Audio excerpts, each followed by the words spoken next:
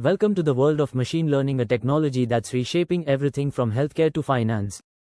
But what exactly is machine learning? In simple terms, it's a branch of artificial intelligence where computers learn from data to make predictions and decisions, without being explicitly programmed.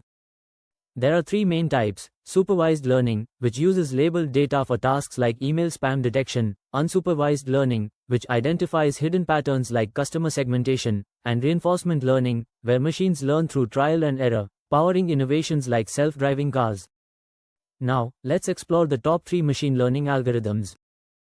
Linear regression predicts trends using straight-line relationships, perfect for sales forecasting. K-means clustering groups similar data points, helping businesses uncover market segments. And decision trees simplify complex decisions into intuitive flowcharts, widely used in fields like medical diagnosis. Machine learning isn't just a trend, it's a transformative force shaping our future. From personalized recommendations to intelligent automation, its potential is limitless. Ready to dive deeper? Let's explore the algorithms behind the intelligence.